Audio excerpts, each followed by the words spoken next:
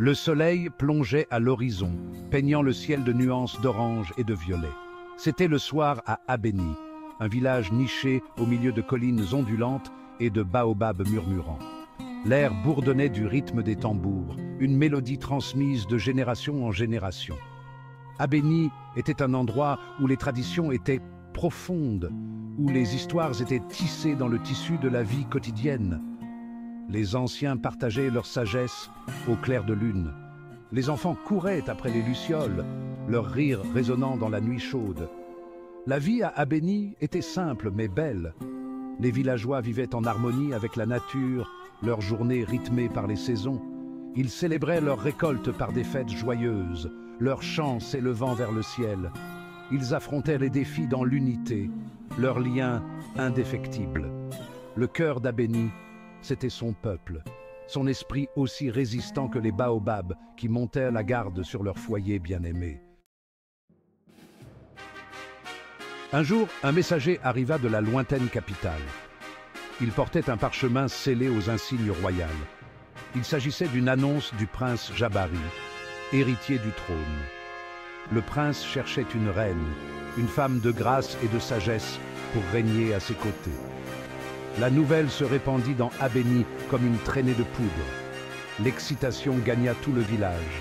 La proclamation du prince était unique. Elle ne parlait pas seulement de beauté extérieure, mais de force intérieure et de compassion. Il désirait une reine qui gouvernerait avec son esprit et son cœur. Une vague d'espoir déferla sur les femmes du village. Elles voyaient dans les paroles du prince Jabari une chance pour un avenir différent, un avenir où leur voix serait entendue.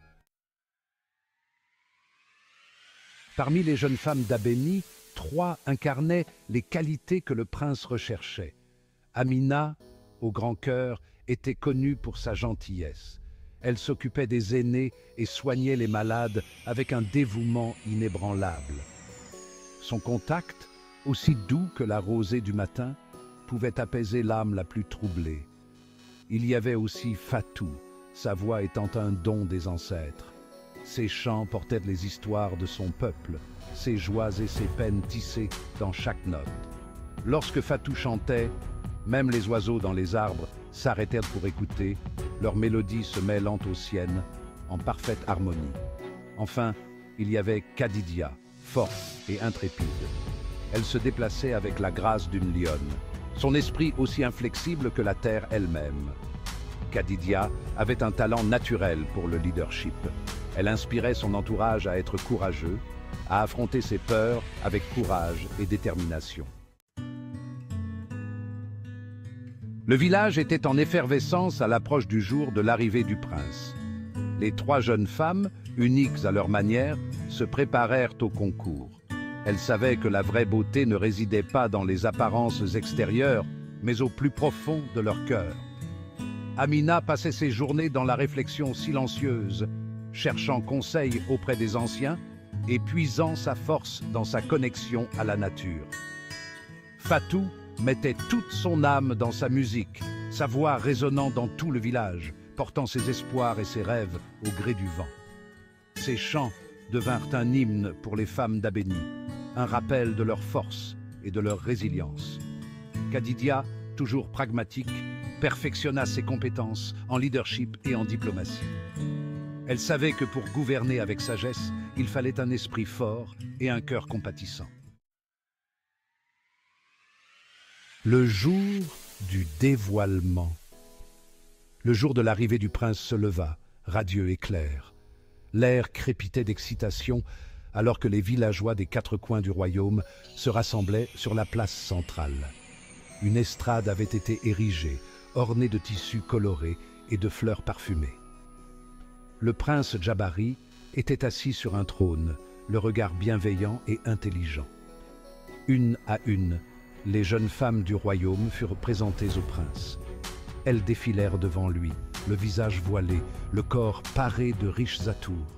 Pourtant, le prince Jabari semblait plus intéressé par leurs paroles, leurs actes, les qualités invisibles qui se cachaient sous la surface. Les épreuves de l'esprit. Le concours ne se déroula pas comme on l'avait imaginé. Au lieu de se concentrer sur la beauté extérieure, le prince Djabari avait conçu une série d'épreuves destinées à révéler les qualités intérieures des candidates. Lors de la première épreuve, il demanda à chaque femme de raconter une histoire qui incarnait ses valeurs. Amina s'avança, la voix douce mais assurée. Elle raconta une histoire de compassion et de pardon, une fois où elle avait aidé un étranger dans le besoin, même si cela impliquait de sacrifier son propre confort. Les villageois écoutèrent, le cœur touché par son histoire simple mais profonde. Ce fut ensuite au tour de Fatou de s'avancer. Elle ne raconta pas d'histoire, mais chanta une chanson, sa voix devenant un instrument puissant qui transmettait les espoirs, les rêves et les luttes de son peuple. Sa mélodie résonna sur la place, remuant l'âme de tous ceux qui l'entendaient. Enfin, ce fut le tour de Khadija. Elle parla du leadership, non pas comme une position de pouvoir, mais comme une responsabilité de servir et de protéger sa communauté. Elle partagea sa vision d'un royaume plus juste et plus équitable, où chacun aurait la possibilité de s'épanouir. Ces paroles, bien que peu nombreuses, laissèrent une empreinte durable. Un couronnement multiple. Il surprit alors tout le monde. Il ne choisit pas une seule femme pour être sa reine. Au lieu de cela, il les choisit toutes les trois. « Amina, ta compassion est sans limite, dit-il. Tu seras ma conseillère pour les affaires du cœur, veillant à ce que la gentillesse et l'empathie guident chacune de nos décisions. » Se tournant vers Fatou, il poursuivit « Ta voix a le pouvoir de déplacer des montagnes. Tu seras ma conseillère pour les affaires de l'âme, utilisant ton don du chant pour unir notre peuple et l'inspirer à la grandeur. » Enfin, il regarda Khadija. « Ta force et ta sagesse sont une source d'inspiration pour nous tous. Tu seras ma conseillère pour les questions de stratégie et de gouvernance, veillant à ce que notre royaume soit dirigé avec justice et équité. » La sagesse collective. C'est ainsi qu'à Béni, petit village niché au milieu de collines verdoyantes, devint connu dans tout le royaume pour sa sagesse et sa compassion. Les trois femmes, autrefois simples villageoises, devinrent de précieux conseillers du prince.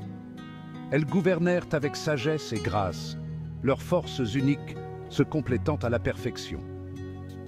La gentillesse d'Amina toucha la vie d'innombrables personnes.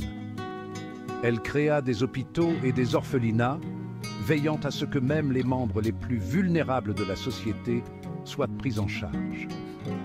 La musique de Fatou devint une source d'unité et d'inspiration, ses chansons résonnant dans les couloirs du palais et les rues des villages. L'esprit stratégique de Khadija contribua à renforcer les défenses du royaume et à forger des alliances avec les nations voisines. Un avenir meilleur. Le règne du prince Djabari fut marqué par la paix et la prospérité. Le royaume prospéra sous son règne sage et juste. L'histoire des trois femmes d'Abéni devint une légende populaire transmise de génération en génération. Elle rappelait que la vraie beauté ne réside pas dans les apparences extérieures, mais dans les qualités du cœur. Elle enseigna au peuple que le courage, la gentillesse et la sagesse ne sont pas des faiblesses, mais des forces à célébrer. Ainsi, l'héritage d'Abéni a perduré, témoignant de la puissance intemporelle de l'esprit humain. Merci d'avoir regardé. Restez à l'écoute pour plus d'histoires de courage et d'amour.